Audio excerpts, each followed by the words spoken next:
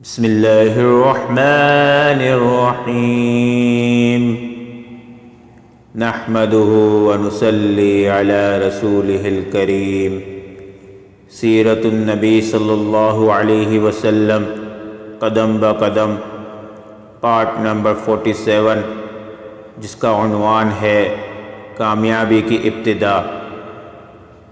حج کے دنوں میں مکہ میں دور دور سے لوگ حج کرنے آتے تھے۔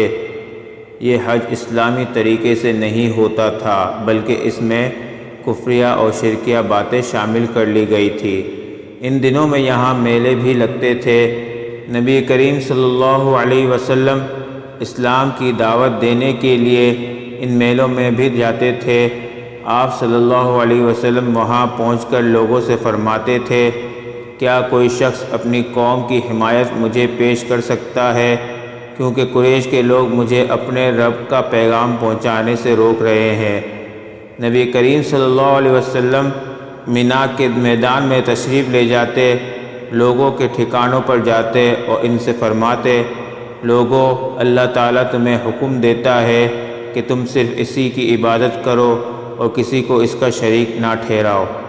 نبی کریم صلی اللہ علیہ وسلم کا تعاقب کرتے ہوئے ابو لہب بھی وہاں تک پہنچ جاتا اور ان لوگوں سے بلند آواز میں کہتا، لوگوں، یہ شخص چاہتا ہے تم اپنے باپ دادا کا دین چھوڑ دو۔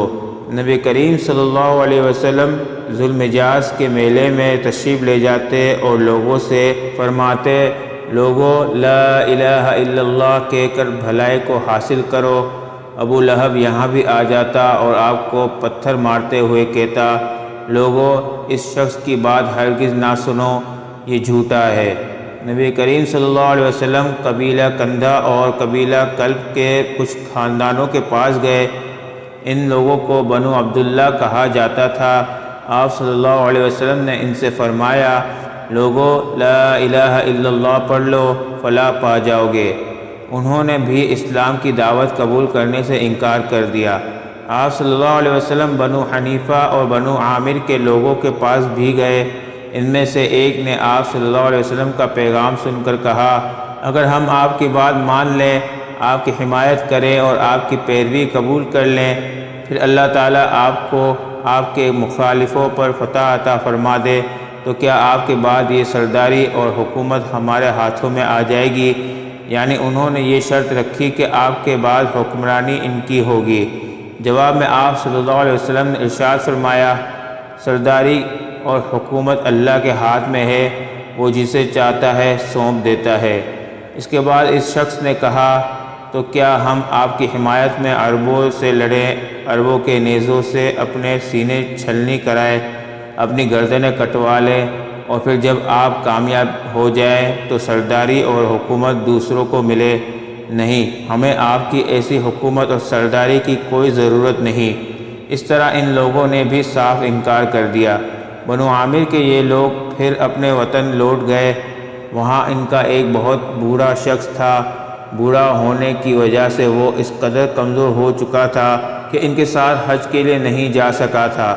جب اس نے ان لوگوں سے حج اور میلے کے حالات پوچھے تو انہوں نے نبی اکرم صلی اللہ علیہ وسلم کی دعوت کا بھی ذکر کیا اور اپنا جواب بھی اسے بتایا۔ بوڑھا شخص یہ سنتے ہی سر پکڑ کر بیٹھ گیا اور افسوس بھرے لہجے میں بولا، اے بنی عامر، تم سے بہت بڑی غلطی ہوئی۔ کیا تمہاری اس غلطی کا کوئی علاج ہو سکتا ہے؟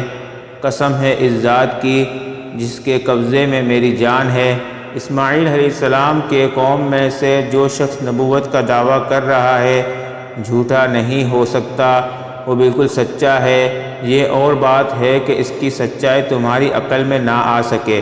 اسی طرح نبی کریم صلی اللہ علیہ وسلم نے بنو عبس، بنو سلیم، بنو غسان، بنو محارب، بنو فزارہ، بنو نذر، بنو مرہ اور بنو عذرہ سمیت کئی قبیلوں سے بھی ملے۔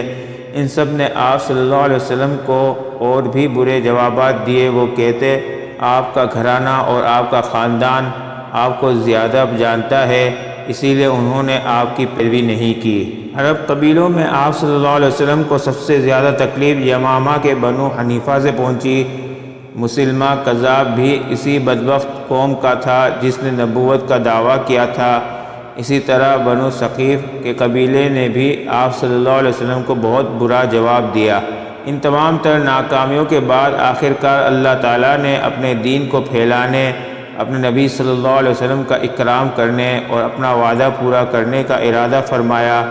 آپ صلی اللہ علیہ وسلم حج کے دنوں میں گھر سے نکلے۔ وہ رجب کا مہینہ تھا۔ عرب حج سے پہلے مختلف رسموں اور میلوں میں شریک ہونے کے لیے مکہ پہنچا کرتے تھے۔ چنانچہ اس سال بھی آپ صلی اللہ علیہ وسلم مختلف قبیلوں سے ملنے کے لیے نکلے تھے۔ آپ صلی اللہ علیہ وسلم عقبہ کے مقام پر پہنچے۔ عقبہ ایک گھاٹی کا نام ہے جس جگہ شیطانوں کو کنکریاں ماری جاتی ہیں۔ یہ گھاٹی اسی مقام پر ہے۔ مکہ سے مینا کی طرف جائیں تو یہ مقام بائیں ہاتھ پر آتا ہے۔ اب اس جگہ ایک مسجد ہے۔ وہاں آپ صلی اللہ علیہ وسلم کی ملاقات مدینہ کے قبیلے خزرج کے ایک جماعت سے ہوئی۔ اوس اور خزرج مدینہ منورہ کے دو مشہور قبیلے تھے۔ یہ اسلام سے پہلے ایک دوسرے کے جانی دشمن تھے۔ یہ بھی دوسرے عربوں کی طرح حج کیا کرتے تھے۔ یہ حضرات تعداد میں کل 6 تھے۔ ایک روایت کے مطابق ان کی تعداد 8 تھی۔ آپ صلی اللہ علیہ وسلم نے انہیں دیکھا تو ان کے قریب تشریف لے گئے۔ ان سے فرمایا، میں آپ سے کچھ کہنا چاہتا ہوں۔ وہ بولے، ضرور کہیں۔ فرمایا، بہتر ہوگا کہ ہم لوگ بیٹھ جائیں۔ پھر آپ صلی اللہ علیہ وسلم ان کے پاس بیٹھ گئے۔ ان لوگوں نے جب آپ کے چہرے مبارک کی طرف دیکھا تو وہاں سچائی ہی سچائی اور بھلائی ہی بھلائی نظر آئی۔ ایسے میں آپ صلی اللہ علیہ وسلم نے ارشاد فرمایا، میں آپ لوگوں کو اللہ کی طرف دعوت دیتا ہوں، میں اللہ کا رسول ہوں۔ یہ سنتے ہی انہوں نے کہا، اللہ کی قسم، آپ کے بارے میں ہمیں معلوم ہے، یہودی ایک نبی کی خبر ہمیں دیتے رہے ہیں اور ہمیں اس سے ڈراتے رہے ہیں، یعنی وہ کہتے رہے ہیں کہ ایک نبی ظاہر ہونے والے ہیں، آپ ضرور وہی ہیں، کہیں ایسا نہ ہو کہ ہم سے پہلے وہ آپ کی پیروی اختیار کر لیں۔ اصل میں بات یہ تھی کہ جب بھی یہودیوں اور مدینہ کے لوگوں میں کوئی لڑائی جھگڑا ہوتا تو یہودی ان سے کہا کرتے تھے، بہت جلد ایک نبی کا ظہور ہونے والا ہے، ان کا زمانہ نزدیک آ چکا ہے، ہم اس نبی کی پیروی کریں گے اور ان کے جھنڈے تلے اس طرح تمہارا قتل عام کریں گے جیسے قوم عاد اور قوم ارم کا ہوا تھا۔ ان کا مطلب یہ تھا کہ ہم تمہیں نیست و نابود کر دیں گے۔ اسی بنیاد پر مدینہ کے لوگوں کو آپ صلی اللہ علیہ وسلم کے ظہور کے بارے میں معلوم تھا اور اسی بنیاد پر انہوں نے فوراً آپ صلی اللہ علیہ وسلم کی بات مان لی۔ آپ صلی اللہ علیہ وسلم کی تصدیق کی اور مسلمان ہو گئے۔ پے در پہ ناکامیوں کے بعد یہ بہت زبردست کامیابی تھی اور پھر یہ کامیابی تاریخی اعتبار سے بھی بہت بڑی ثابت ہوئی۔ اس بیعت نے تاریخ کے دھارے کو موڑ کر رکھ دیا۔